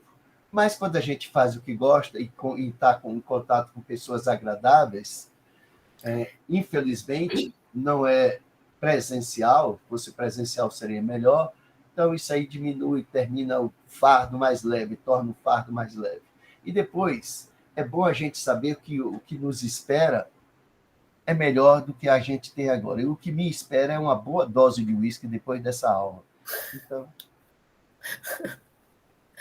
Não, professor, pelo menos para mim, a exposição que o senhor faz pouca digressão. Então, isso é ótimo para mim, porque o senhor vai, quando o senhor sai, o senhor volta. E aí vai amarrando o conhecimento com aquilo e exemplificando com o que é, e a intervenção dos colegas, quando acontece, o senhor consegue responder e voltar, que é o que algumas vezes na aula expositiva é difícil de fazer, ir e voltar. Então, posso permanecer onde estou? Tem alguém aí que acha que eu devo distribuir texto para vocês lerem? Em grupo não pode, né? Em grupo não pode. Mas qualquer sugestão que você acha, está difícil, eu sei, gente, que não é fácil esse contato assim imediato para você entender as ideias. Você sabe que filosofia é o seguinte,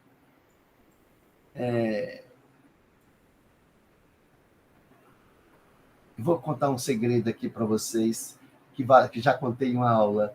Eu comecei a filosofia, agora, gente, pode que a gente já está no intervalo. Valério, não, pode deixar, não tem problema, não. Quando eu tinha 19 anos, eu não sabia muito nem que era filosofia, estava ali naquele mundo meio desorientado, mas já gostava de ler, já tinha uma vocação por leitura. E um dia eu ganhei um livro de presente e fui ler esse livro. E esse livro me causou um grande mal-estar, porque eu não conseguia entender absolutamente nada. E esse mal-estar me causou um terrível desconforto da alma. Era a Náusea de Sartre. É um livro de Sartre chamado A Náusea. E eu não conseguia entender como uma pessoa era capaz de escrever um livro que eu não conseguisse entender. Me sentia muito diminuído com aquilo. Então, eu tinha 2 chances: fechar aquele livro e buscar alguma coisa que eu pudesse entender. Mas aquilo me incomodou tanto que eu insisti para entender aquele livro. E quando eu descobri, eu estava fazendo vestibular para filosofia. E eu descobri depois que, infinitas vezes, eu não poderia mesmo entender aquele livro na perspectiva do que o autor imaginava, porque dentro daquele livro já estava o pensamento filosófico do autor, de Sartre, e eu não tinha conhecimento dessa filosofia. Mas o mais impressionante que eu descobri que todos os livros que eu fui ler depois daquele causaram o mesmo mal-estar em mim. Causaram o mesmo mal-estar em mim. Diziam: decifra-me ou devoro. Ou você me decifra, ou eu te devoro. E qual é a forma que tem um autor de devorar? Dizer: você não é capaz de me entender, você não é capaz de me ler, você é insignificante para me decifrar. Feche meu livro e vá buscar algo mais fácil para você. Então, você tem que ser a ousadia do enfrentamento. A princípio, o filósofo pode parecer hermético, fechado, mas você tem que insistir na leitura dele, até que você aprenda a conviver na casa dele, ter acesso à casa dele, descobrir como é que ele anda por dentro de casa, como é que seu texto é dividido, o que é o quarto, o que é a sala, o que é a cozinha, como é que ele... De repente você se sente em casa. É como se você estivesse, no início, em uma cidade desconhecida, se perdendo pelas ruas, mas é se perdendo pelas ruas que você vai descobrindo as ruas.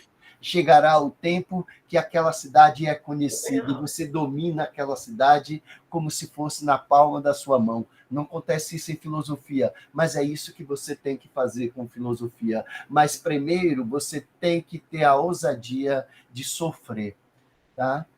De ser magoado, de ser punido, de ser castigado. O filósofo irá lhe castigar.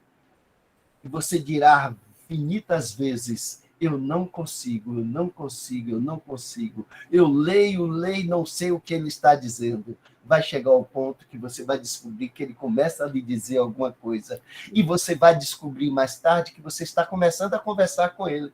Um dia você descobre conversando com Descartes, conversando com o autor. Claro que você está conversando com uma pessoa infinitamente superior a você, mas você já está perguntando: como é o nome do Senhor? Como é que o senhor se ama? O senhor tem família? O senhor sabe ler e escrever? Já está conversando, perdeu a timidez, perdeu o medo do autor. Perguntaram a Kafka o que era um bom livro, e ele diz: o bom livro é aquele que... Eu não consigo falar. O bom livro... Alguém está me chamando. O bom livro é aquele que dá uma machadada na sua cabeça. O bom livro é aquele que transpassa a sua alma como uma flecha. O bom livro é aquele que causa em você mais mal-estar do que causaria alguém que acabara de receber a notícia de que a pessoa que ela mais ama acaba de morrer. O bom livro é aquele que te destrói. Se ele não é capaz de destruir, ele não tem nenhuma importância para você. Ele não te diz nada. Um bom livro não pode ser um livro de autoajuda. Um bom livro não pode ser aquele que diz a você como encontrar um marido, como preservar o filho, como cuidar dos filhos, como encontrar a luz que ilumina os seus caminhos, como encontrar... O bom livro não pode ser isso. O bom livro é aquele que leva você a olhar para dentro de você mesmo. Drummond diz: nós fazemos infinitas viagens, percorremos infinitos mundos e descobrimos que todos são fáceis de serem conquistados, de serem feitos. Depois de um dia sem nada mais para fazer, sem nenhuma novidade, sem nenhuma viagem programada, você resolve viajar para dentro de você. E você vai descobrir que de todas as viagens que você fez, essa é a mais difícil que você já fez. Então, de todas as viagens para um conhecido, a mais desconhecida é você mesmo. Viaje para dentro de você, descubra o desconhecido que tem em você. É isso que faz a filosofia. Por isso que tanto Sartre... Sócrates está dizendo lá: conhece a ti mesmo. Se você não é capaz de conhecer a você mesmo, como é capaz de conhecer o mundo? Primeiro conheça a si próprio, depois conheça o mundo. Olhe para você para depois olhar para o outro. Isso vale para os psicólogos dessa sala aqui. Olhe para você mesmo. Olha, eu quando entro numa sala de psicologia, a primeira coisa que eu digo: o primeiro papel do psicólogo é ficar nu. Se ele não é capaz de tirar a sua própria roupa, como quer que o outro tire a sua roupa? Como é que ele quer desnudar a alma do outro se ele não é capaz de desnudar a sua? Antes de cuidar do outro, ele deve cuidar de si próprio. A filosofia é isso. Cuide de si próprio, mas não tenha pena de você. Não seja vítima da sua ignorância. Use a sua ignorância para superar. Nunca diga diante de um filósofo: eu não posso conhecê-lo. Você vai conhecê-lo, precisa de tempo e sacrifício. Então, a filosofia não é inacessível, é você que não está tendo tempo e paciência para ela. Diga. Schopenhauer, o senhor falando, lembrou Schopenhauer agora, naquele texto, bastar a si mesmo. Pois é. Que é Schopenhauer é um grande exatamente autor. isso que ele está dizendo. Denise, cadê Denise? Denise, fala, Denise. Estou aqui, professor, me sentindo sofrida e desafiada. A sua história parece um pouco com a minha, porque quando eu fazia psicologia, eu não entendia nada que o autor falava. E eu lia e relia e pedia os amigos para estudarmos em grupo, e acabei especializando na área dele. Então, isso foi um desafio. Então, eu quero te agradecer pela sua aula, que me leva a pensar, refletir, desconstruir. Eu gostei muito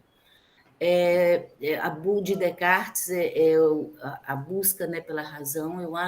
Eu vou por esse caminho, eu gosto desse caminho, mas aquilo que você disse, eu tenho que estudar e entender a cabeça de cada pensador, entender a linha, a visão de cada um, para que eu possa depois até fazer essas ligações, que eu ainda tenho essa dificuldade, né?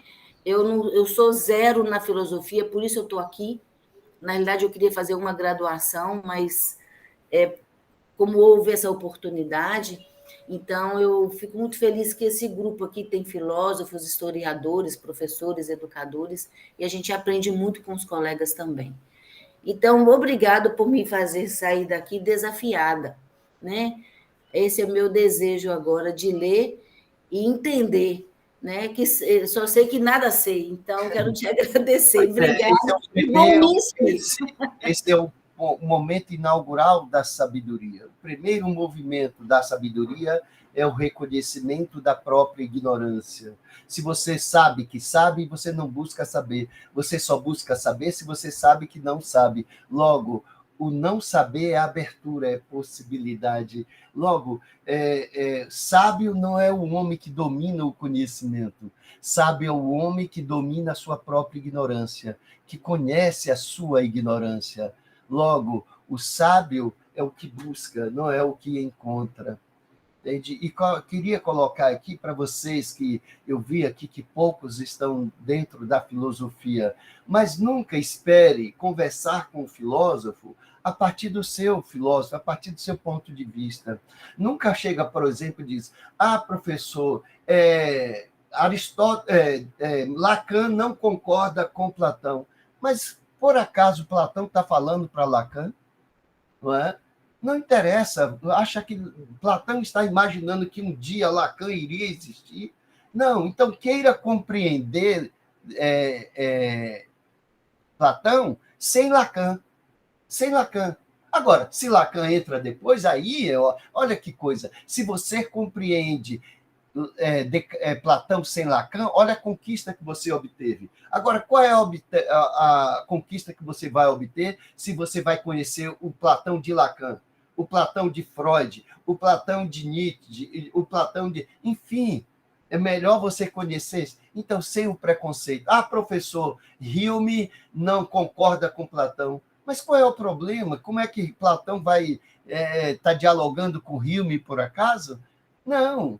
Você acha que, por acaso, Platão pode ser culpado com o que o cristianismo fez com o seu pensamento, se ele veio 400 anos antes do pensamento cristão? Você acha que Aristóteles pode ser culpado pelo que São Tomás de Aquino fez com o seu pensamento, se Aristóteles vem 1.200 anos antes de Santo... Então, o autor não tem responsabilidade com o que irão fazer dele, entende? O que irão fazer nele. Você acha, então, que a crítica que Nietzsche faz à história da filosofia como um todo, todos são culpados porque não pensaram como Nietzsche estão pensando? Você não pode exigir que um pensador pense fora do seu tempo. Você não pode pensar que Platão pense o nosso tempo. É você que tem que trazer Platão para o nosso tempo, mas não exigir de Platão. Aristóteles era a favor da escravidão. Olha, não é Aristóteles que é a favor da escravidão, é a Grécia. Então, você não pode imaginar, criticar Platão, Aristóteles porque ele era a favor da escravidão. A condição histórica e cultural daquele período favorecia o pensamento de Aristóteles como ele que era. Então você termina prejudicando o autor, não compreendendo o autor, sendo preconceituoso com o autor, porque ele tem um ponto de vista sobre a escravidão que não corresponde ao ponto de vista da contemporaneidade. Olha, um pensamento não pode dar conta da história na sua dinâmica, entende? Schopenhauer é contra a mulher. Olha, então o pensamento de Schopenhauer está todo contaminado, todo perdido, todo excluído, porque tem uma crítica contra a mulher? Não, exclua isso, gente. Não pegue do autor o que você não lhe interessa, busque nele o que amplia, o que nos dissolve, entende? Então, não interessa. A Wittgenstein não concorda com isso. É problema de Wittgenstein, entende? É problema de Wittgenstein, não é problema de Kant, se Wittgenstein não concorda. Agora, seria problema se Kant não... Kant estivesse dialogando com o autor, aí é outra coisa. Mas Descartes, gente, Descartes é uma genie, joga pedra na genie. Entende? Todos querem jogar pedra em Descartes, e Descartes sobrevive a todas as pedras que lhe são jogadas. Acha vocês que, por acaso, o Deus de Spinoza é o Deus cristão? Não. Entretanto, Deus de Spinoza está mais presente da nossa vida se estivermos no plano da filosofia do que se estiver no plano da religião. E o Deus de Spinoza causou um trauma, uma comoção tão grande que ele é sacrificado, expulso, excomungado e excluído da convivência social, porque tem uma ideia de um Deus que é a própria natureza, de um Deus sem transcendência, ser um Deus sem transcendência. Mas, enfim, é assim, né? Pensar é fazer esse movimento, essa brincadeira conceitual, poder ir lá e voltar e articular conceitos. Eu fico feliz em estar concluindo essa primeira etapa com vocês. Eu sei que é uma carga pesada, Ariel já está aqui, já está acostumado com o discurso filosófico, mas eu agradeço a vocês terem me suportado 2 dias seguidos, em 8 horas de aula, o que não é fácil. Eu quero parabenizar. Eu não sei se eu estivesse no lugar de vocês, eu já não teria saído e caído fora, mas vocês permaneceram aí, pelo menos eu acho que permaneceram. Então, eu quero agradecer a vocês essa caminhada dessas 8 horas e nos preparar para as 8 horas que virão mais tarde. Tá? A maratona também será dessa mesma intensidade, 400 anos. 400 anos em 20 horas não é nada fácil. Ariel, quer falar? Professor, você me tira uma dúvida, por favor? Com relação à avaliação. O senhor falou anteriormente que era para a gente escolher um texto mais resumido, né? Afinal de contas, o senhor virá com perguntas mais pontuais. Por exemplo, eu estou diante aqui de um texto que o senhor disponibilizou, que é a Dialética do Senhor e do Escravo.